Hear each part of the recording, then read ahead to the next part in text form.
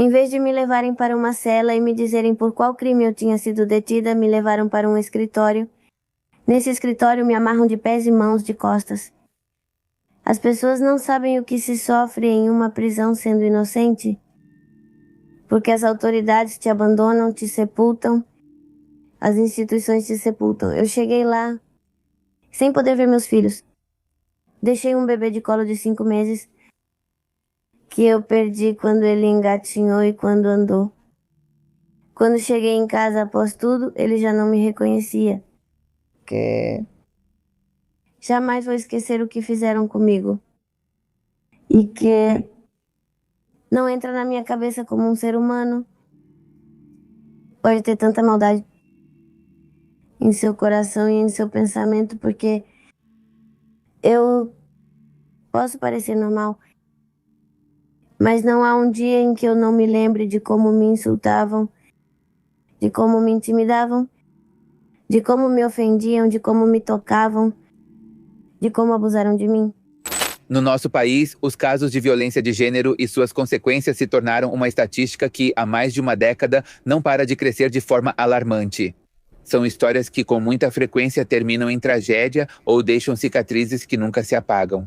Então, hoje vamos conversar com Miriam Ramírez Rosales, uma senhora cuja vida teve uma reviravolta devastadora por causa de um erro terrível cometido pelas próprias autoridades.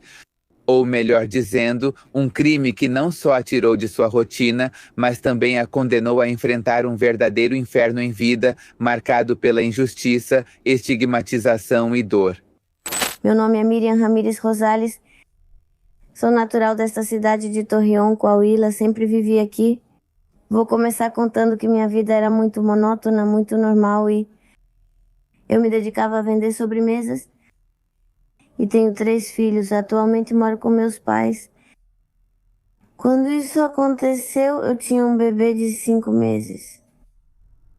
E acontece que no dia 20 de junho de 2020, eu vinha de entregar algumas sobremesas por uma rua daqui do fraccionamento latino-americano, quando de repente comecei a caminhar perto do que é a grade perimetral na época chamavam de COE, que é o Centro de Operações Estratégicas daqui de Torreón, pertencente à Fiscalia. Naquele momento senti como se uma pessoa, um policial, puxasse meu braço esquerdo. Quando ele virou para me olhar, percebi que sabia ter cometido um erro, mas já havia me detido. Naquela hora veio outro colega dele bem alto e os dois me levaram para o que chamam de Centro de Operações Estratégicas aqui de Torreón. Miriam é uma mulher trabalhadora e mãe de família em um momento que parecia de absoluta rotina. Então ela foi detida por um oficial que, por uma suposta confusão, acabou aprendendo. Ela jamais imaginou que aquele instante marcaria o início de um calvário que transformaria completamente sua vida. Um processo cheio de injustiças e consequências que até hoje continuam a persegui-la. Ali, antes de poderem me dizer por que tinham me detido, o que tinha acontecido, me colocam em uma parte que ficava no final de um corredor e começam a tirar essas fotos minhas, violando inicialmente minha presunção de inocência, porque sem um mandado de prisão prévio e sem colocar a faixa nos meus olhos, tiraram essa foto minha e eu vi como começaram a dizer que iam passá-la para todos. Então começam a tirar as fotos, eles colocam algemas nos meus pés e mãos. Depois um policial pede para outro me levar ao banheiro. Lá também me despiram e começaram a tirar fotos de mim, que também começaram a compartilhar. Eu estava com uma quantia de dinheiro que tinha sacado do que tinha vendido e de um depósito que tinham feito para mim, e esse valor foi repartido entre todos eles.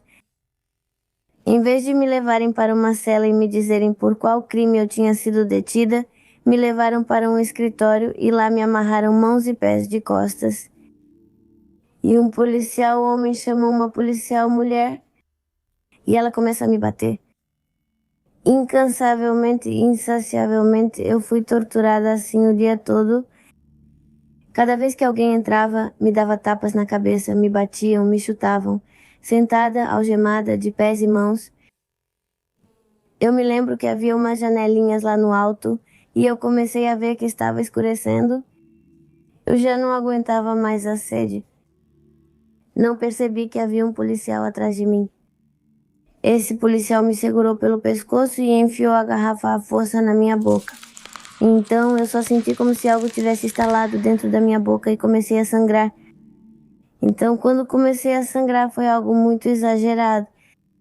Então eles se assustaram, começaram a preencher uns documentos e à noite, sem precisar a hora, cheguei ao tribunal. No tribunal me disseram que não iam mais me levar ao Ministério Público, que só iam me deixar detida até o dia seguinte. No outro dia de manhã, sem passar pelo Ministério Público, por meio de um agente do tribunal, soube que estava detida arbitrariamente por ameaças, porque supostamente com o meu peso corporal eu teria imobilizado no chão os 3 pobres policiais que me prenderam arbitrariamente sem uma ordem. Eu os ameacei de morte e por esse motivo eu estava detida. A questão é que eu nunca fui ouvida pelo Ministério Público, nunca tive a defesa de um, defensor público. Não pude ter contato com minha família, não pude fazer uma ligação, não me permitiram me higienizar, não me permitiram ir ao banheiro, nada, nem comer nada.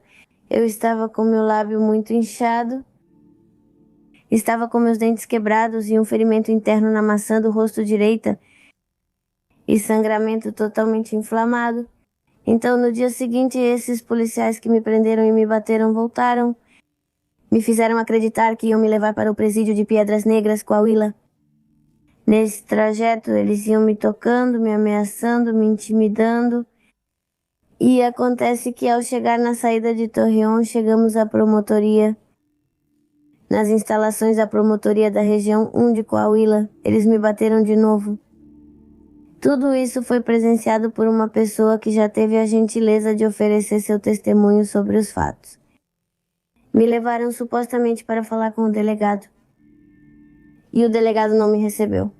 Me fizeram descer de novo, ficamos lá o dia todo. E então, quando me fazem subir de novo, sou entrevistada por um agente do Ministério Público.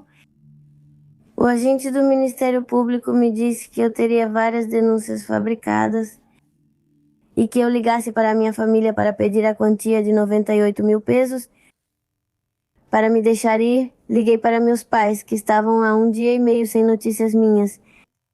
Então meus pais chegaram, obviamente eles não tinham essa quantia. E no dia seguinte, em vez de me deixarem em liberdade, acontece que veio até mim um agente do Ministério Público e um policial de investigação, que foi quem me prendeu. E ele me disse que eu já tinha um mandado de prisão por fraude de médio valor, no valor de 300 mil pesos. Então me levam novamente até o promotor e o médico legista. E ele faz um atestado médico lá na promotoria, onde certifica que eu estou com minhas lesões. No dia seguinte, na audiência inicial, o juiz me vê machucada e afirma que vai abrir o prazo constitucional de 144 horas. Ele me manda para casa com prisão domiciliar e ordena que eu faça uma avaliação médica urgente, mas essa avaliação não é realizada. O prazo acaba, me levam a outra audiência e dizem que vão dar início ao processo contra mim.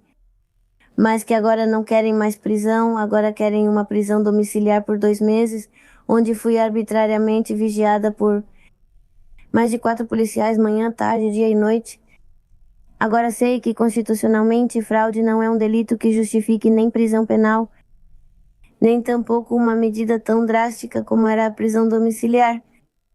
Até aquele momento, tudo o que Miriam havia vivido parecia um pesadelo do qual, infelizmente, ela não conseguia acordar. Muito em breve, ela enfrentou um novo e doloroso capítulo: o abuso coletivo cometido pelas próprias autoridades. E os meios de comunicação violaram sua privacidade ao divulgar imagens que não só mancharam de forma irreversível sua reputação, mas também incluíram fotografias íntimas obtidas sem o seu consentimento, tiradas em um ato de abuso de poder inaceitável. Longe de parar por aí, essa violação foi apenas o início da terrível experiência que Miriam teria que enfrentar. Naquela época, estando em casa, começaram a me dizer que eu estava aparecendo nas redes sociais, porque esses policiais compartilharam minhas fotos em que estou nua nessa fotografia, além de outras em páginas do Facebook e do WhatsApp. e me passaram muitas vezes por uns 5 dias. Mas o mais grave aqui foi que um meio de comunicação local violou minha presunção de inocência ao me mostrar várias vezes em um telejornal local. Isso foi o que me fez muito mal, porque me causou um grande escárnio público, familiar, um prejuízo econômico muito grave. Mas eu não podia fazer nada porque estava em casa. Naquela época se passaram mais de 6 meses, durante os quais o juiz ordenou 3 vezes o exame médico que nunca me fizeram. E eu já não aguentava mais a dor, porque depois de ter a ferida interna, começou a sair pus e sangue do meu ouvido direito. Eu estava constantemente com as bochechas e os lábios inflamados, e além disso, meus dentes já estavam quebrados. Então, como pude, escrevi um documento que meu pai teve a gentileza de apresentar na Procuradoria-Geral da República aqui em Torreón. Declararam-se incompetentes, enviaram o caso à Controladoria Interna de Saltillo e todo o pessoal de lá veio. Aplicaram em mim o primeiro protocolo de Istambul. E quando eles perceberam que eu tinha mais elementos para comprovar a minha tortura, magicamente eles vão embora. Na primeira semana de dezembro, me dizem que vão me levar para a faculdade de odontologia aqui em Torreón. Me dizem que não podem arrancar meus dentes porque tenho bolsas de pus nos seios paranasais. Tô com uma infecção muito grave na minha boca. E eu tinha perda auditiva irreversível no ouvido direito. Perdi toda a audição do ouvido direito. Isso foi devido às agressões e à omissão da minha exame médico. A infecção foi o que me causou. E que em vez de tirar 2 dentes, iam extrair 5, porque a infecção já tinha se espalhado para os outros dentes. Então me colocaram em um tratamento com antibiótico muito forte por uma semana. E acontece que numa sexta-feira, 11 de janeiro, quer dizer de dezembro, desculpa, onde eu só ia para uma revisão. Nesse dia, arrancaram meus 5 dentes. Então me mandaram para casa. Ao chegar em casa, um perito em psicologia já me aguardava para realizar a última avaliação psicológica em mim para o laudo do protocolo. No domingo, um oficial de justiça veio me avisar de uma audiência de controle na segunda-feira. No domingo, para a segunda-feira, nenhum dos policiais ficou mais me protegendo em casa. E na segunda-feira acontece que na audiência de controle, os policiais que tinham feito minha vigilância da medida cautelar, disseram que eu ofereci dinheiro a eles me escondendo atrás da porta da minha casa numa troca de turno para fugir. Então o juiz mudou minha medida cautelar de prisão domiciliar para prisão preventiva. Ele me envia para Piedras Negras, embora meu ofício de internação mencione Saltillo. E ele marca a audiência de controle para o dia 1º de fevereiro, sem levar em conta que o 1º de fevereiro de 2021 era um dia não útil. No meu protocolo de Istambul, eu pedi medidas de proteção contra os policiais, que eram os que me levavam para todos os lugares, porque foram os mesmos policiais que me agrediram. Acontece que quando me levaram à promotoria para atestar que eu não tinha nenhuma lesão para poder ser recebida no centro de internação, o meu primeiro laudo diz que eu não tenho nada. No decorrer daqui até Piedras Negras, eles pegam a estrada. Eles pararam em todos os lugares. E quando chegaram a um povoado chamado Nadadores Coahuila, eles entraram por uma estrada de terra. E chegando à estrada de terra, houve um momento em que estava bem deserto e os 5 desceram. De cara, 5 policiais para um agente de custódia de uma internação por equidade de gênero, não pode ir a maioria homens. Eram 4 homens e uma mulher. Então todos descem e vão caminhando. E eu vejo que de longe só uma das policiais está caminhando. E eles começam a voltar um por um. E é aí que individualmente cada um começa a me estuprar. Daí de Nadadores até Piedras Negras eu já não fiz mais nada. Fingi que estava dormindo. Chegamos a Piedras Negras e em Piedras Negras, na cadeia, no centro penitenciário feminino, não fizeram exame médico em mim. Era o primeiro dia de férias do 2º período que, por lei, eles têm direito. Não havia pessoal administrativo nem operacional, exceto os de plantão. Não fui examinada, até perderam muitas provas relacionadas ao meu estupro coletivo pelo fato de que, ao entrar em um presídio, pedem para você trocar de roupa e a roupa é jogada fora. Eles te dão roupas que chamam de doação. Ou seja, é onde se perde totalmente qualquer tipo de evidência que você possa ter para poder provar o que fizeram com você. Me colocam lá, me internam e começa minha luta por 1 ano e 7 meses. Minha luta principalmente não foi tanto contra meus agressores, mas sim contra a indolência, a corrupção e o descaso para conseguir justiça. Por parte das autoridades deste governo do estado de Coahuila. Depois de viver um verdadeiro inferno nas mãos das autoridades que deveriam protegê-la, Miriam ficou presa em um ciclo de abuso institucional. Os protocolos e processos que deveriam garantir justiça para ela foram ignorados e seu caso se transformou em um labirinto feito para nunca ser resolvido. Logo ficou evidente o mais doloroso: as mesmas autoridades que agiram de forma errada nunca ofereceram apoio a ela dentro do sistema que as protegia. Recebi um atendimento muito ruim. E defesa por parte da Defensoria Pública do Estado, onde hoje eu teria minha audiência, me representavam e na qual eu continuava. Já haviam renunciado ao cargo, então precisavam me designar outro defensor público. A defensora pública esperou 3 dias pela nomeação e mais 10 para receber meu processo. E rezar 2 meses para que ela fosse a outra audiência?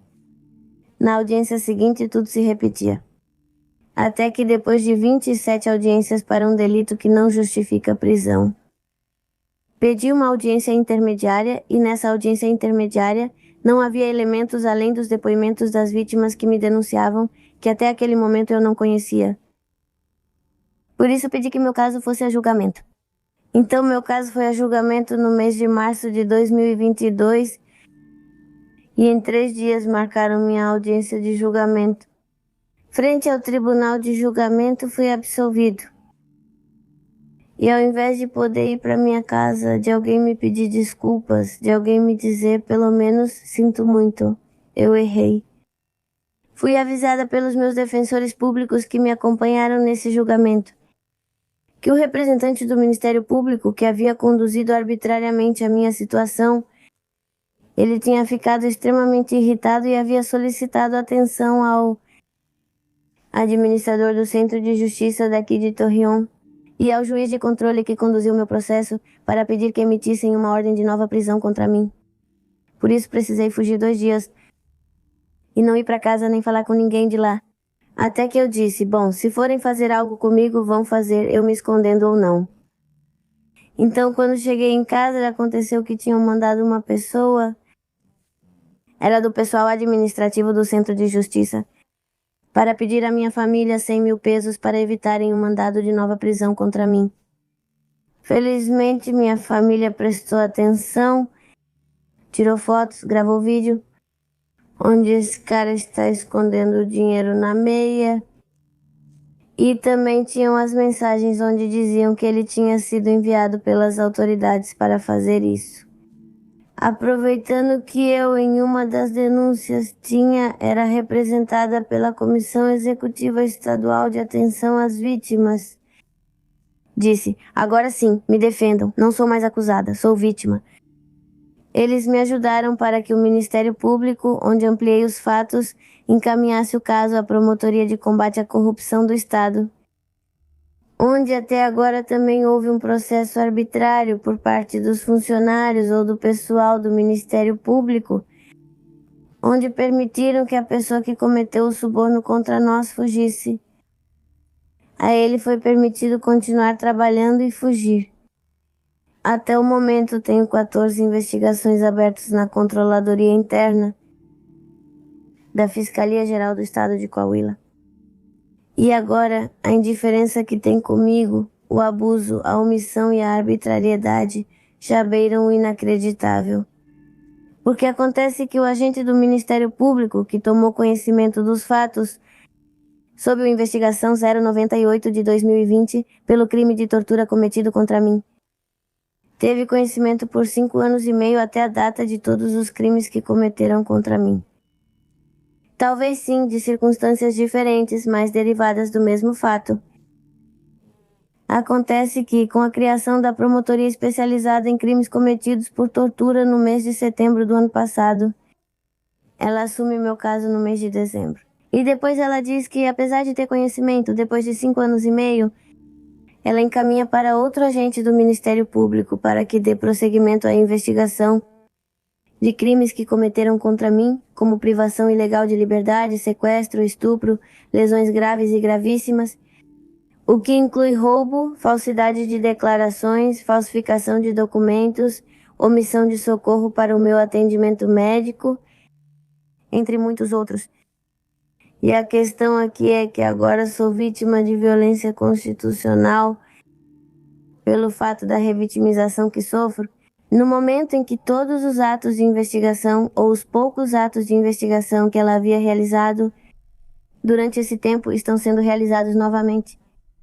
Então estão me fazendo vítima de um dano psicológico muito grave por ter que passar novamente por isso. A perícia ginecológica, a perícia psicológica, a perícia psiquiátrica. Além de me revitimizar, eles não estão levando em consideração que as próprias pessoas do Ministério Público me tirou o apoio para receber terapia psiquiátrica e psicológica e medicação controlada.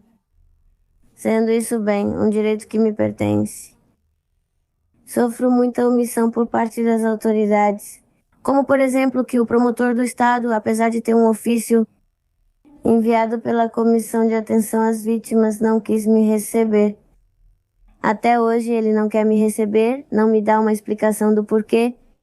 O governador do estado não para de me falar sobre o que para eles é a autonomia do Ministério Público. Por isso ele me diz que está, digamos, impedido de poder me dar apoio ou atenção, porque o Ministério Público atua de forma autônoma. Na delegacia número 1 aqui de Torreón, já assumiram 4 denúncias minhas, das quais eu tenho cópia pelo crime de ameaças cometido contra mim, por ameaças físicas e patrimoniais que sofri dos próprios policiais que me prenderam e que me agrediram, buscando me intimidar para eu retirar as acusações. É isso que principalmente agora me dá muito medo por causa da questão de que um dos policiais que me agrediu, que me estuprou, que me roubou, que divulgou meu caso, que foi um dos primeiros a cometer todos os abusos que eu sofri, está preso agora no Cerezo por tentativa de feminicídio. Então, pelo que entendi, mudaram a medida cautelar dele de prisão preventiva obrigatória por um crime de alto impacto, como sequestro e tentativa de feminicídio, e trocaram por prisão domiciliar. O que para mim é algo muito absurdo, porque quem me garante que, sendo policial, os próprios colegas dele, que supostamente deveriam vigiá-lo, não o deixem sair ou cometer crimes de onde ele estiver. E eu só peço justiça. Porque tem sido uma série de omissões por diferentes autoridades e instituições que, em teoria, deveriam me apoiar e que até o momento não fizeram isso. Isso me causa muita dor. Que legalmente ou em nenhuma parte do país existe um coletivo que apoie as vítimas de tortura, que nos dê algum tipo de proteção ou algum tipo de ajuda ou de apoio, porque é muito triste ter lutado contra o sistema, contra o governo, ter uma sentença absolutória. Atualmente recebi uma das recomendações de direitos humanos por conta da questão da detenção arbitrária. Ou seja, já foi comprovado que pelo que me prenderam eu não fiz, e que pelo contrário, o que eu tanto denunciei que fizeram comigo era verdade. Então, há muita tristeza em relação ao tipo de sistema que temos atualmente. Talvez não só em Coahuila, mas em todo o país. Porque ninguém nasce sabendo nada. Para muitos talvez pareça pouco o fato de ter estado em custódia, de ter estado na prisão, mas não pararam para pensar no dano que me causaram, que continuam me causando, que causaram à minha família. Porque o dano mais grave foi causado pela pessoa do meio de comunicação local que viralizou minha foto sem ter conhecimento ou contexto do que realmente estava acontecendo, que violou minha presunção de inocência. E foi exatamente assim que me expôs em vários dos seus programas. Que até o momento eles não têm direito de resposta. Porque a sociedade sabe por que entramos, mas não sabe por que saímos. Que ninguém parou para pensar por empatia no que se vive dentro de uma prisão. Hoje em dia, Miriam ainda não consegue entender por que ela teve que passar por um ato de violência tão absurdo e injustificado. No entanto, sua luta por justiça continua firme e constante. Uma batalha que ela não trava apenas por si mesma, mas também por tudo o que ela e sua família tiveram que suportar. Dentro de uma prisão, esse é o sentimento que eu tenho. Falo da minha perspectiva pessoal no sentido de que, por exemplo, esses policiais têm um trabalho, recebem um salário que vem dos impostos que nós pagamos. E, por exemplo, os policiais que trabalham dentro de um presídio são muito mal pagos. E são as pessoas mais empáticas que alguém pode encontrar dentro de uma prisão. Vive-se de um jeito bem diferente do que a sociedade imagina, pois o clima é bem diferente. Porque são pessoas extremamente humanas. Falo do que eu mesma vivi. Mas chega um momento em que você se pergunta, até onde vai a indolência? O abuso de autoridade? A indiferença das autoridades, a omissão? Porque você não para pensar que eu, sendo inocente, sem ter conhecimento de muitas coisas que eu não precisava aprender, que eu não precisava viver. O simples fato de que uma ligação telefônica para a minha família tinha um custo excessivo. Que ter ali um privilégio como poder comprar alguma coisa fosse uma honra. Quer dizer, algo assim de que as pessoas não sabem o que se sofre em uma prisão sendo inocente, porque as autoridades te abandonam, te sepultam. As instituições te sepultam. Eu cheguei lá sem poder ver meus filhos. Deixei um bebê de colo de 5 meses, que eu perdi vários momentos do desenvolvimento dele, como quando começou a engatinhar e a andar. Quando cheguei em casa após tudo, ele já não me reconhecia. Quer dizer, ele sabia que eu era a mãe dele, porque pelas fotos diziam para ele que eu era a mãe dele. Mas, simplesmente, de um dia para o outro, eu não voltei mais para meus filhos. Estar na prisão me afetou muito psicologicamente, porque cheguei a um lugar sem conhecer mais de 120 pessoas. Onde você fica numa cela de 4x4 e de repente você acorda de madrugada e começa a pensar que a de cima sequestrou, a que está do seu lado matou, a que está na sua frente roubou, outra matou o próprio filho. Ou seja, e não havia nenhuma necessidade de me fazer passar por tudo o que eu vivi. Então, agora você sai da prisão e não há nenhum tipo de perspectiva de vida, porque você, como vítima, tem que apresentar as provas ao Ministério Público. Você precisa fazer a investigação que caberia ao Ministério Público e fazer o trabalho da autoridade. Você tem que ficar implorando por justiça. E não há acesso. Eu vejo que o principal problema que existe em qualquer tipo de crime do qual alguma pessoa seja vítima é a omissão e o abuso de autoridade que existem. E isso é em nível nacional. Não há nenhum tipo de apoio, porque o que consideram um favor, na verdade, é um direito. Quando você mostra isso para eles, parece que está exigindo que respeitem seus direitos. É quando eles começam a dificultar tudo. No meu caso, eu temo pela minha vida, pela da minha família, porque não estou explicando de forma muito resumida, mas ninguém entenderia o que eu vivo. Até hoje. Não são os 5 dentes que me faltam.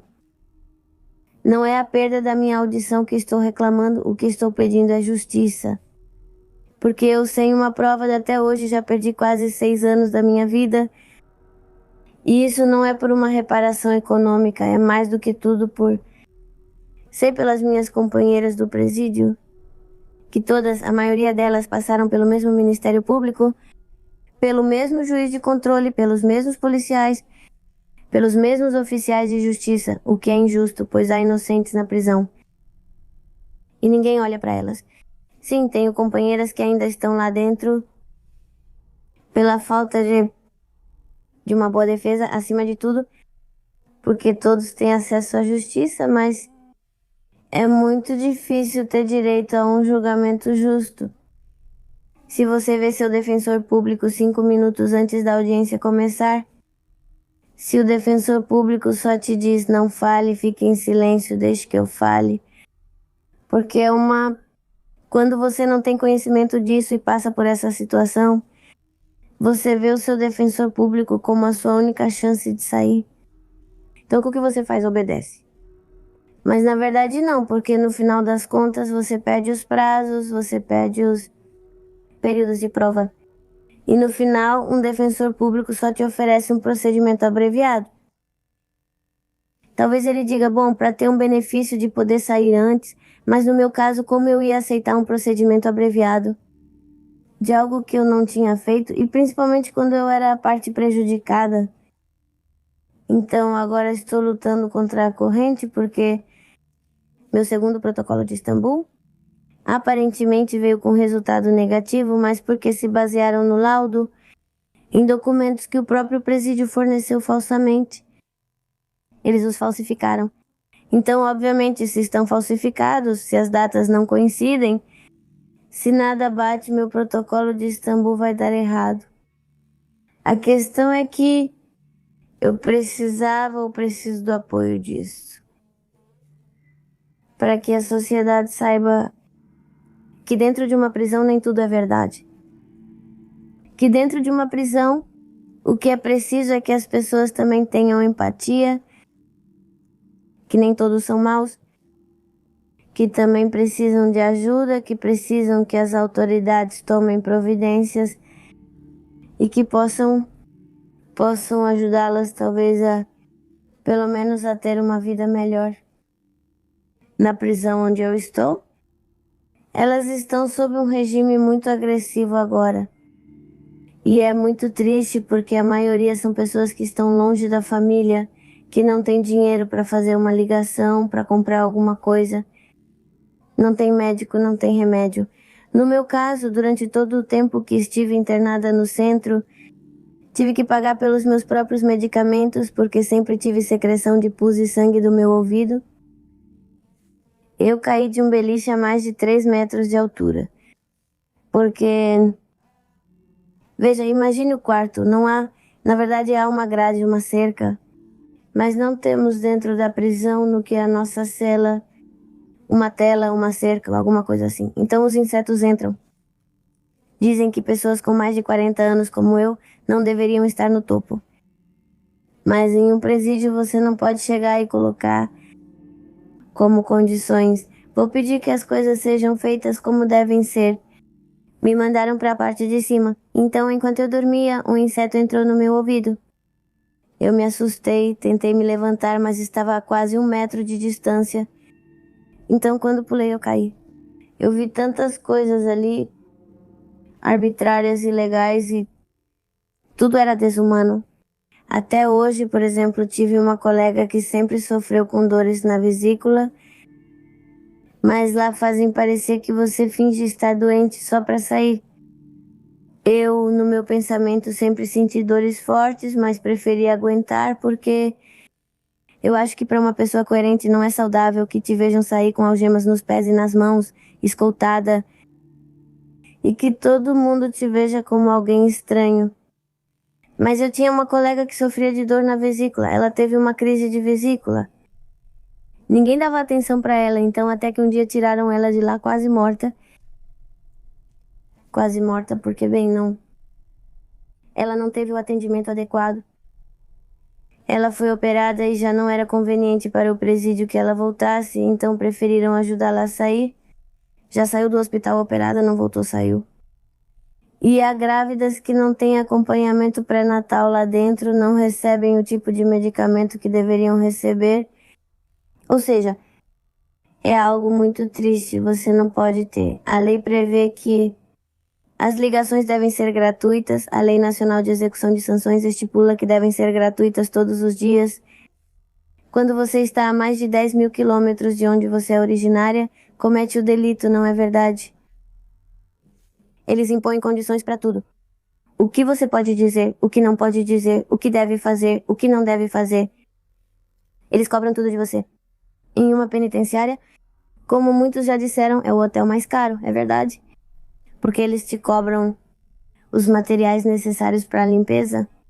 Eles cobram pela ligação, cobram por tudo. É uma loja que é administrada pela própria diretora do centro penitenciário. Ela compra as coisas, ela define os preços. Ela vai descontando o que os familiares, às vezes com sacrifício, enviam para você. Eu faço um apelo a alguma autoridade que possa me ajudar. Há pessoas da terceira idade, onde a Lei Nacional de Execução de Sanções também diz que pessoas da terceira idade devem ter uma medida cautelar diferente da prisão. Existem programas sociais agora de bem-estar, algo assim, que recebam sua aposentadoria, que seja um apoio para elas, porque já estão idosas.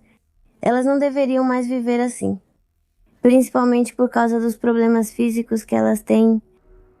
Eu também peço, por favor, que se alguém puder fazer algo em relação às ligações, que elas não tenham esse custo, que não nos... Digo no plural porque vivi isso. Não nos imponham o que podemos ou não falar. Que por favor os ajudem para que realmente as defensorias públicas do Estado façam o seu trabalho pelo qual recebem um salário. Que sejam mais humanos e mais justos, porque lá tudo tem um preço. Já é muito triste porque nem todas merecem isso. Falamos que o pessoal do Ministério Público, que estava com o meu caso, pedia 15 anos de pena para mim, quando eu nem deveria ter sido preso por um delito que não merece cadeia, que constitucionalmente não está previsto para uma prisão preventiva. E o que mais me dói é que nesses 5 anos e meio, eu bati em muitas portas. Supliquei por ajuda, supliquei por atenção, principalmente por questão de segurança, e ninguém quis me oferecer isso até agora. Agora, atualmente, se eu estou sentada aqui na frente de vocês é por causa da coragem que uma ativista local me deu. O nome dela é Valeria Luevanos Lopes. Ela foi a única pessoa que teve empatia comigo. Ela me apoiou, o marido dela é deputado federal. E graças a ela, conhecendo o básico, tirando um tempo para ir até minha casa e ler meus documentos. Porque quem ouve não pode acreditar 100% se não vê. Tudo foi feito com diligências próprias e documentos da promotoria. Então ela me ajudou a fazer uma coletiva de imprensa fora da promotoria e deu mais peso ao meu caso. Todo o meu sentimento, dor e tudo o que ocorreu. E agora, graças a ela, posso dizer que avancei um pouquinho o meu caso. E também ao apoio que tive de um deputado federal, o licenciado Antônio Atolini Murra. Ele me ajudou numa ocasião em que a presidenta da República veio em maio. Conseguiram me dar acesso à Secretaria de Governação. Mas é que como o meu caso é estadual, agora tudo está muito tranquilo, muito devagar. E então eu peço por favor que possam me ajudar. Que todas as pessoas que puderem saibam do meu caso, que saibam das condições em que vivemos neste estado, que toda a fiscalia do estado está corrompida. No meu caso, até agora não há ninguém processado. Todos continuam trabalhando, todos continuam recebendo um salário, eles têm um trabalho que eu não tenho. Estou sendo vítima por parte do pessoal do Ministério Público, que está cuidando de pelo menos 6 dos meus pastas de investigação. Me fizeram voltar a passar por todas aquelas avaliações terapêuticas, bom, não exatamente terapêuticas, avaliações de grafologia, psicológicas, ginecológicas e psiquiátricas, a mesma unidade da Fiscalia da Região 1, onde ocorreu tudo. Lá na primeira vez em que fui para avaliação, ao sair com a assessora jurídica que me acompanhou pelo CEAP Torreon, me deparei com a pessoa que foi quem me agrediu, quem me roubou, quem me bateu e foi a primeira pessoa que me violentou. Agora é o que está acontecendo comigo. Isso é arbitrário porque existe conflito de interesse. Não pode ser possível que avaliações tão importantes para um crime de extrema gravidade sejam realizadas justamente onde trabalham meus agressores, que é a Promotoria do Estado. Pelo que eu sei, está dividido em 4 regiões.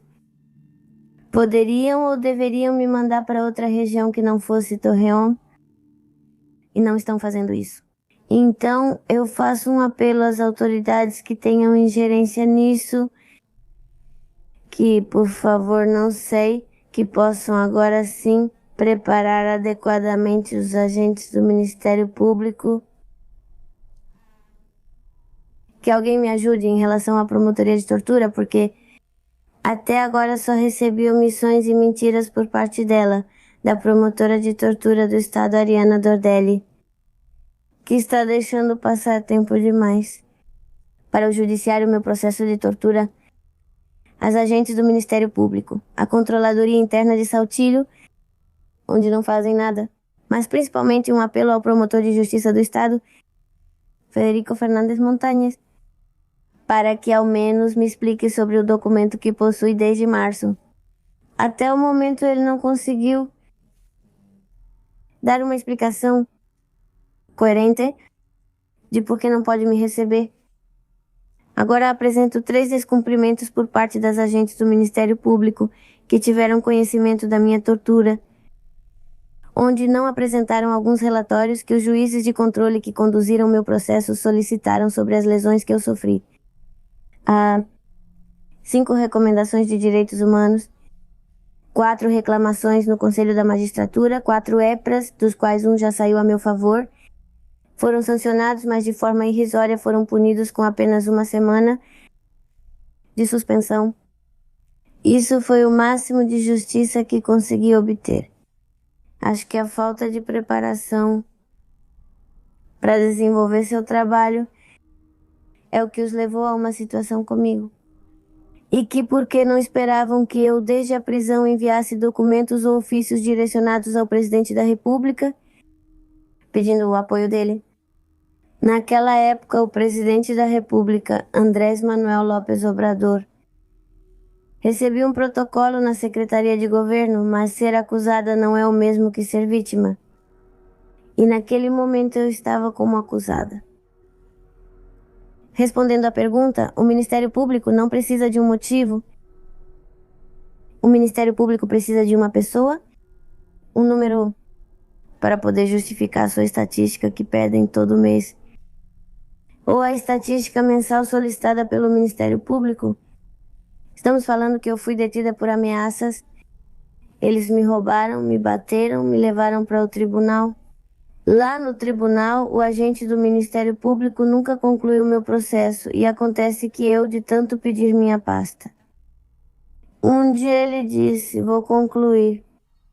E ele conclui com uma diligência dizendo que eu me apresentei pessoalmente para que me concedessem o perdão ministerial, quando eu já estava em prisão domiciliar, impossibilitada de sair.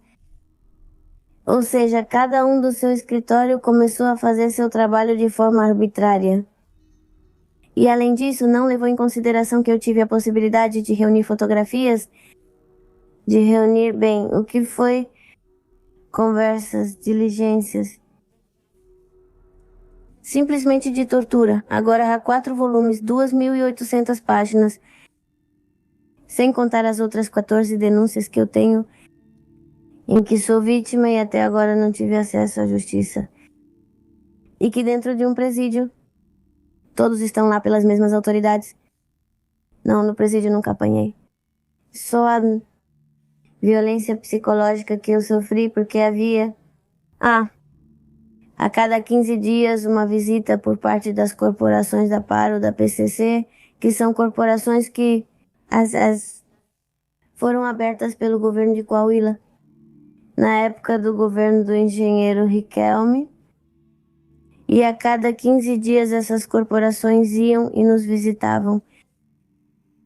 Quase nos deixavam nus, nos batiam, mas eram eles, não a polícia penitenciária do presídio em si.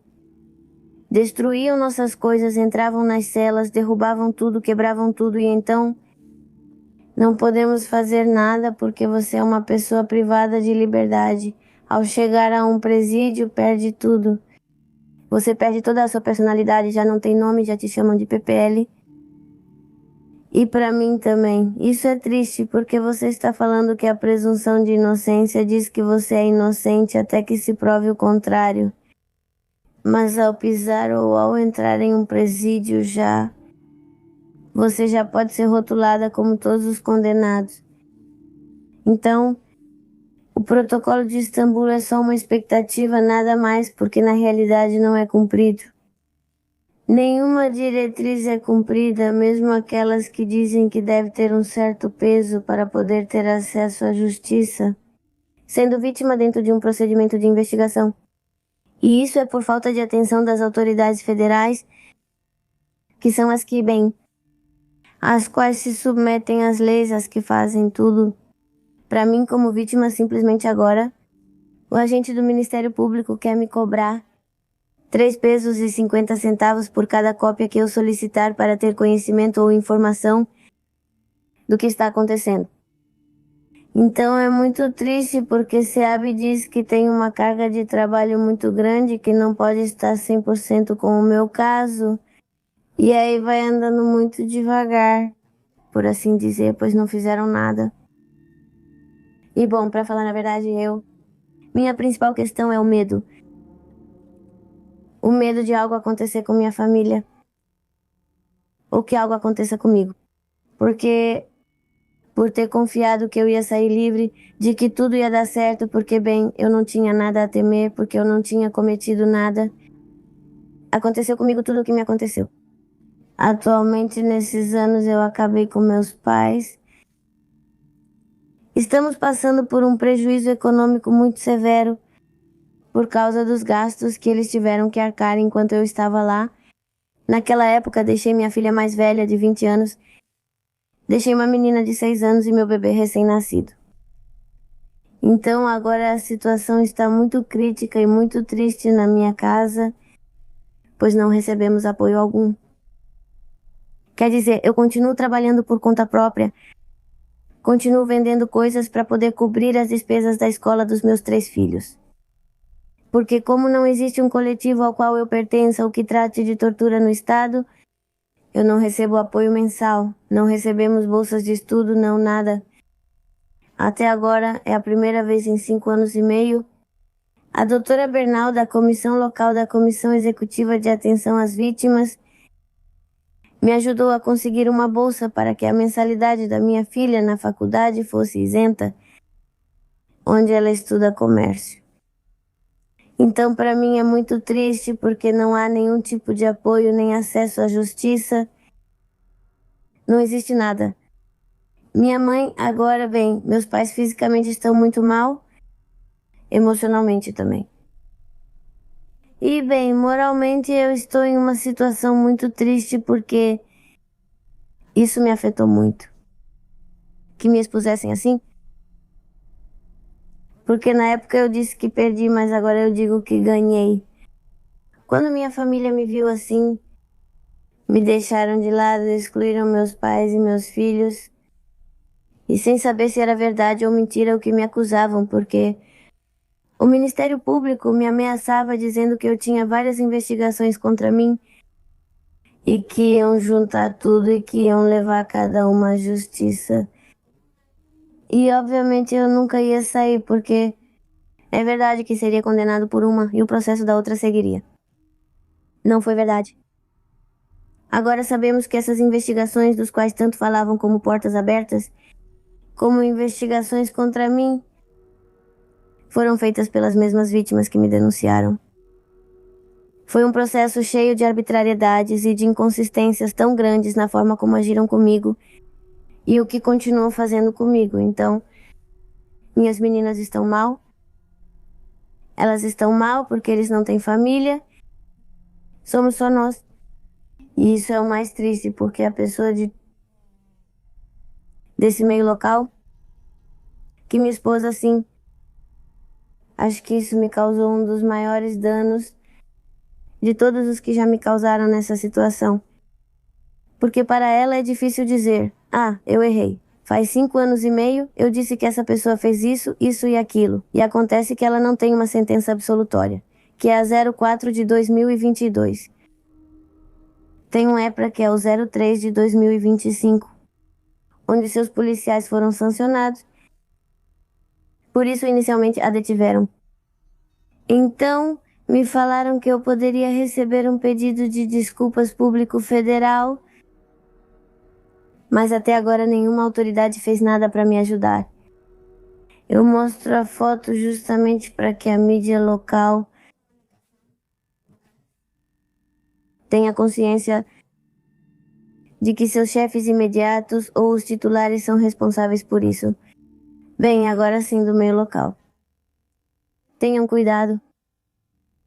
Tenham cuidado quando receberem uma notícia e eles, só para preencher um espaço, não param para pensar no grande dano que podem causar a uma pessoa.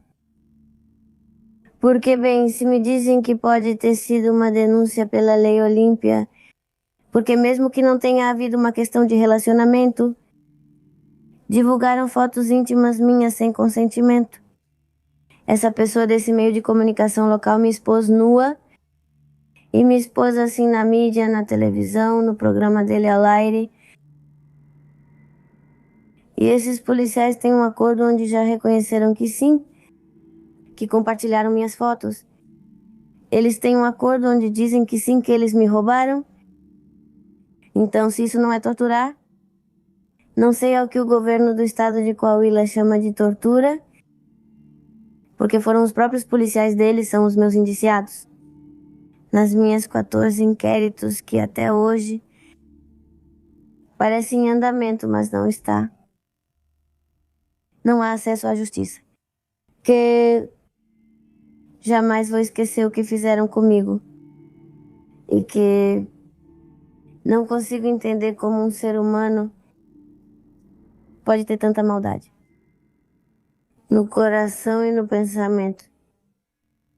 Porque eu posso parecer normal, mas não tem um dia que eu não me lembre da forma como me insultavam, de como me intimidavam, de como me ofendiam, de como me tocavam, de como abusaram de mim. E eu não consigo entender como eles ainda podem estar trabalhando, como conseguem ficar no mesmo lugar. E isso, mais do que tudo, é por justiça, porque eu sei que o que fizeram comigo, fizeram com muitas companheiras que conheci no presídio. Por aqueles lados de Pedra Negra, eles são mais sanguinários. Lá eles dão choques nas partes íntimas delas, queimam com cigarro. Fizeram de tudo comigo, menos colocar bem o que chamam de saco na cabeça. Foi a única coisa que não fizeram comigo.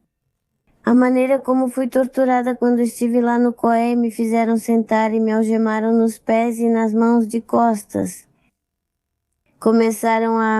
Eles chamam de liquidificador, que é quando te pegam pelo cabelo e começam a te sacudir.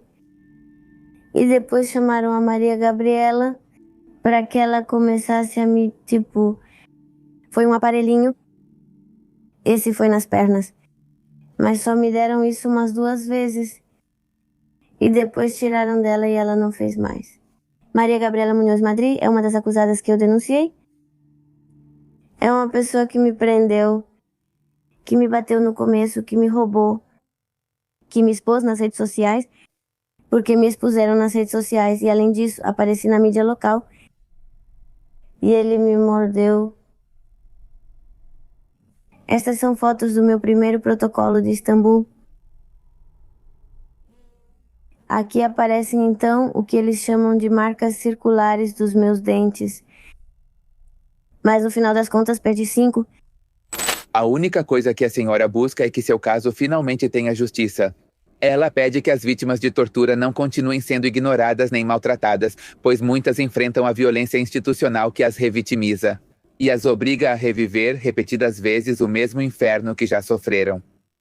O Protocolo de Istambul é uma diretriz que foi estabelecida dentro do que foi a Convenção Internacional, a Convenção do Tratado de Viena. Isso foi feito para ter mecanismos para lidar com a tortura, seguindo diretrizes e aplicando diversas metodologias. A questão é que nenhuma promotoria do Estado está plenamente capacitada para poder aplicar isso. Porque quando te entregam um laudo do Protocolo de Istambul, dizem que se baseiam em cursos feitos online. Ou seja, na verdade é teoria o que eles sabem, mas não têm conhecimento prático. Tanto é assim que o pessoal da promotoria, no momento de aplicar o Protocolo de Istambul, deve contar com uma equipe multidisciplinar, na qual haja o acompanhamento de peritos grafotécnicos. No meu caso, deveria ter estado presente um perito odontólogo, deveria ter estado presente um perito ginecológico, obstétrico, e não houve. Então, para começar, meu primeiro protocolo foi 157 dias depois de eu ter sido agredida. Que tipo de lesões pretendem encontrar em uma pessoa depois de tanto tempo? E o segundo protocolo de Istambul foi aplicado em mim 1.694 dias depois de terem me espancado e de terem me agredido sexualmente. O protocolo de Istambul é útil porque se você tiver um processo judicial por tortura, como no meu caso, quando chegar o momento de ir para um julgamento abreviado ou um julgamento oral, o testemunho das pessoas que realizaram o laudo é útil para você, porque o juiz manda que elas compareçam na audiência. E no momento de comprovar com os laudos que cada um possa apresentar ou com o testemunho que possam dar, isso tem peso para nas alegações solicitar a pena máxima. No meu caso, depois de tantos acusados, seria considerado crime organizado porque são mais de 2. Está comprovado que são mais de 2. Mas por que todos os nossos crimes? E falo de modo geral, qualquer tipo de crime aqui em Coahuila, desaparecimento ou sequestro, qualquer um. Por que não querem federalizar isso? Porque não convém a eles, pois todas as autoridades estão em conluio e corrompidas. Em todos os casos que você possa ver daqui de Coahuila, vai haver presunção de inocência, prescrição, reclusão, mas não porque tenha havido omissão por parte da vítima, apresentar elementos de prova para que o inquérito possa ser instruído. Simplesmente são as promotorias que te dificultam tudo para poder chegar a um procedimento adequado, para poder concluir ou reservar uma pasta de investigação. No meu caso, agora, com as reformas na Lei de Telecomunicações e de Radiodifusão, já seria possível solicitar a geolocalização de todos os meus acusados para comprovar, junto com todas as diligências onde eu digo que estivemos e que eles estiveram. Foi verdade, mas não solicitaram. E o agente do Ministério Público não realiza nenhum ato de investigação para poder obter justiça, nem vai fazer isso. A CAV também não te ajuda. Direitos humanos não te ajuda? Agora, recentemente, eu tenho que reconhecer que, por parte da titular de direitos humanos daqui de Torreón, eu tive um tratamento diferente. Mas eu acho que isso se deve justamente a isso. Ao fato de que o meu caso já está saindo um pouco de Coahuila, porque agora a minha situação econômica me impede de poder me desfazer da representação da CAV e ter agora sim que a atuação de um defensor particular, porque eu não tenho dinheiro para pagar os honorários. Mas eu faço um apelo para que possam me ajudar, para que meu caso seja conhecido, que possamos obter justiça para mim e para todas as pessoas que lhes foi negada e que vivem uma situação como a minha, onde minha luta constante foi contra o governo e continua sendo contra o governo, e por governo me refiro ao governador, especificamente ao governador que em todos os seus slogans diz que em mulher não se toca, ao promotor do Estado, a promotora responsável por casos de tortura, a titular ou ao titular da Comissão Estadual Executiva de Atenção às Vítimas de Coahuila, também ao Conselho da Magistratura, que é de quem dependem os juízes por quem eu fui mantida arbitrariamente nesse processo, a Secretaria de Segurança Cidadã no México, para que possam fazer algo para que esse tipo de... Agora sim, as responsabilidades não sejam vistas apenas em nível estadual, que também possam ser generalizadas e que nos permitam acessar a justiça. Porque se eu ficar esperando que Coahuila faça algo por mim, nada vai acontecer. Meus inquéritos andam sozinhos. E até hoje não há nenhum detido. Bem, eu me sinto muito mal. Eu me sinto como se vivesse por obrigação. E o mais triste é isso. Eu lutei dia após dia para sair em liberdade. Primeiro pela minha família, pelos meus filhos acima de tudo, pelos meus pais que já são idosos e por minha irmã que sempre me apoiou. Mas também tinha esse sentimento no meu coração de que inocente e que não merecia tanto. Mas emocionalmente sim é. Me afeta no sentido de ter que lutar todos os dias. De ter que ser eu quem tem que falar com o Ministério Público, com o assessor jurídico, e que não faça nada. O Ministério Público tirou ela de mim. Ela recebia atendimento psiquiátrico, psicológico e medicação controlada. Eles me deram de propósito em Saltillo depois de 3 anos. Justamente, eu acho que foi para comprovar se eu tinha ou não algum dano. E quando começaram a ver que, bem, tudo o que eu mencionava coincidia ou batia com o que havia nas diligências, a agente do Ministério Público da área de tortura levou de mim. E, aleatoriamente, a Comissão Estadual de Atenção às Vítimas retirou meu apoio financeiro para deslocamentos. Então faço tudo por telefone. Porque meus processos estão em Saltillo, não tenho apoio financeiro para ir revisar meus processos. Atualmente participo de marchas, manifestações, compartilho cartazes de pessoas desaparecidas, de feminicídios, porque, com respeito à sua dor, em parte sinto que aconteceu algo parecido comigo, porque sem querer ser sarcástica nem blasfemar, quer dizer, me fizeram desaparecer por dias, 1 ou 2, minha família não soube de mim. E se as pessoas soubessem das conversas que os policiais tiveram na minha frente? Olha, eles sabem como encontrar uma pessoa, eles sabem onde bater em uma pessoa, sem que as outras pessoas percebam. Eles sabem como te pressionar psicologicamente, para que você não fale o que precisa na hora certa. Quando eu estava na prisão, houve registros em que meus policiais me mandaram recados por meio de pessoas privadas de liberdade que chegaram transferidas de Torreón. E eles sabem como lidar com as coisas, como fazer as coisas desaparecerem, de um jeito que eles saiam ilesos. Então, nas questões de feminicídio, isso me toca muito, porque como mulher, eu sei o que elas sofreram. Talvez tenham me deixado viva, mas isso não é vida, me deixaram morta em vida. E em relação aos desaparecidos? A empatia nasce porque vejo um pouco refletida a dor dos meus pais. Que de repente a filha deles se foi. De que nunca mais a viram. Talvez eu soubesse onde eu estava.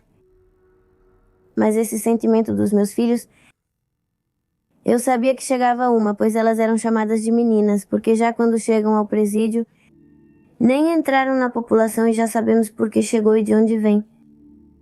Então, quando diziam chegou uma garota, eu dizia garota, pois para nós é uma menina de 20, 24 anos.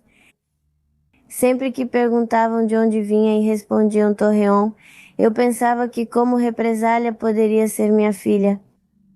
Porque para um policial de qualquer corporação em Coahuila, e eu acho que geralmente em todo o país, É fácil te incriminar com droga. É muito fácil te incriminar com um crime, colocar uma pistola na sua mão. Conheci pessoas que ainda estão há 15 anos sem sentença. Então existem muitas injustiças. Por isso, me dói na alma pelos desaparecidos. Porque como mãe, não consigo imaginar a dor que elas sofrem dia após dia. E além disso, sei que elas sentem e vivem a mesma dor. Que todas nós lidamos com a indiferença das autoridades. Porque seja qual for o crime, nem podem consultar. O MP perde provas. A advogada não faz uma diligência, não apresenta um pedido. Não há nada em que possam te ajudar. Então eu sei que é uma falta de esperança muito grande e uma agonia diária. E tudo recai no mesmo círculo vicioso da corrupção do Estado. De que tanta omissão e tanta arbitrariedade no caso de desaparecidos faz com que vidas sejam perdidas. Simplesmente. Você me pergunta isso agora. A que eu acho que se deveu tamanha façanha? É como no caso dos desaparecidos, quantos corpos não estão no necrotério? Que poderiam ter tido direito a um sepultamento? A ter um lugar onde pudessem ser chorados, onde fossem enterrados, onde fossem deixados, um lugar para ir. E acontece que você os encontra depois de anos porque foram registrados como mulher sendo homem ou vice-versa. Então, em todas as autoridades há omissões e principalmente um descuido com o trabalho que realizam. Acho que por isso minha empatia com os coletivos, porque é muito pouco o que posso fazer. Por exemplo, quando é 8 de março, ir às marchas, quando uma mulher desaparece. Pelo menos aqui em Coahuila é muito fácil poder prever o final. Porque assim que você começa a ver a atuação da polícia, você percebe qual será o destino dessa pessoa. Normalmente ela acaba morta. Ou ela é encontrada assim ou de uma forma muito cruel. E eu então participo das marchas, compartilho os cartazes. Procuro quando há algum tipo de reunião ou celebração que as mães buscadoras fazem, poder ir para apoiá-las, convidar, pedir. Tudo tem sido pacífico. Nas manifestações, minha filha mais velha me acompanha. Levamos faixas, fazemos lembrancinhas, compartilhamos os cartazes de busca o máximo possível, porque também a sociedade precisa saber que compartilhar um cartaz de uma pessoa desaparecida ajuda a ser localizado. Poucas vezes, mas ajudou a encontrar pessoas que estavam desaparecidas há 2 ou 3 anos no seu local de origem e que acabam aparecendo por acaso em outro lugar. Mas agora dizem que conhecimento é poder. O fato de as redes sociais, se bem usadas, podem ajudar muitas pessoas, embora também possam ser usadas para o mal. E sobre feminicídio, infelizmente, só podemos apoiar a família até que se chegue a uma sentença. E nesse caso eu sinto que é ainda mais triste, porque quando chega a uma sentença já acabou. Já não vai acontecer mais nada. Só resta esperar uns 2 anos para ver se não vão dar algum benefício para ele e ele possa lutar para sair. Mas, se perceberem, o padrão adotado pelas autoridades ou governo é bem triste, porque a gente, como vítima de qualquer crime, tem que agir como investigadora. Tem que fazer de tudo para conseguir provas, testemunhas, tudo. Então você luta para apresentar, quase levando-o pela mão até a autoridade, para que a autoridade lhe conceda benefícios e ele consiga a liberdade. Então, até certo ponto, essa é a parte ridícula da justiça, onde primeiro você luta para que ele seja detido e depois é uma luta contra o sistema, contra o juiz, para que não deixem ele sair. Então, sim, é muito triste. E tomara que pudesse ser feito algo para que a autonomia do governo já não permita que a promotoria se sancione sozinha. Porque no meu caso, o que aconteceu agora foi um retrocesso muito grande. O fato de que uma promotoria se declara incompetente e 5 anos e meio depois de ter conhecimento dos meus delitos passe para outra promotora é como voltar ao começo.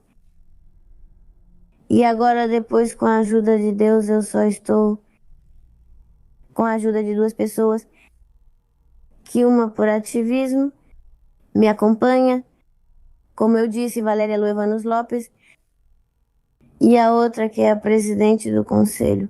A presidente da Comissão de Direitos Humanos no Congresso do Estado, que é a deputada Antônio Atolini Murra. Mas e os outros? E as instituições que em teoria existem para isso?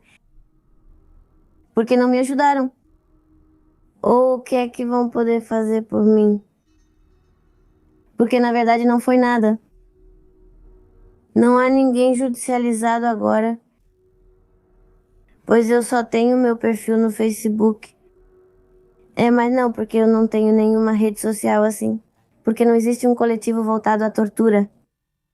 Bom, é que para isso eu teria que ter apoio para um fundo fiduciário ou criar uma instituição ou algo assim. Mas, por enquanto, isso também é algo que me desanima muito, porque não posso ajudar outras pessoas e ainda não consegui me ajudar. Não consegui obter um pedido de desculpas público, nem federal, nem do Estado, apesar de ter minha sentença absolutória. Que eu peço muito apoio para que esse trabalho continue louvável. Porque o trabalho que a senhora faz é nos servir como instrumento para que a sociedade conheça a realidade que se vive, que as pessoas desconhecem. Você é um instrumento não tanto de comunicação, mas, bem, um meio. Eu vejo você como um instrumento divino para poder interpretar e fazer com que as pessoas saibam a realidade que está acontecendo, que as pessoas julgam sem saber o contexto das coisas. E acima de tudo, que isso não se perca com o tempo. Em mais um caso arquivado, ou seja, que nos ajudem a dar continuidade. E para mim, valorizo muito essa oportunidade que está me dando de poder mostrar meu caso. Porque na época, as autoridades e a mídia disseram apenas o que quiseram dizer. Mas tomara que tenha sido ouvido pelas autoridades competentes. Para que agora, além do direito de resposta, eles passem a trabalhar, que comecem a fazer o que tem que fazer em todo tipo de promotorias de pessoas desaparecidas, os centros de justiça e de empoderamento, pelo menos localmente e pessoalmente, são cargos prometidos em campanha, porque não oferecem nenhum tipo de apoio, nem acompanhamento, nem acolhimento às vítimas de nenhum tipo de crime. E sobre isso, por escrito, eu posso confirmar, senão não oferecem acompanhamento adequado. Que faça um apelo ao promotor do Estado, Federico Fernandes Montañez, ao governador de Coahuila, Manolo Jiménez, que agora sim coloquem em prática o que tanto Manolo Jiménez dizem em seus discursos de entrevistas do apoio à mulher, que finalmente me ajudem a ter acesso à justiça e a serem recebidos e a ter isso. Justiça. Se você chegou até aqui no vídeo, seria de grande ajuda se você se inscrevesse no canal e lembre-se que também tem o canal secundário que se chama Muitos Mais Mistérios e se quiser aparecer em um desses vídeos, escreva para meu e-mail @ppmistério.com.mx. No Instagram sou Pepe Mistério MX ou Pepe Mistério Documentalis e no Facebook Pepe Mistério.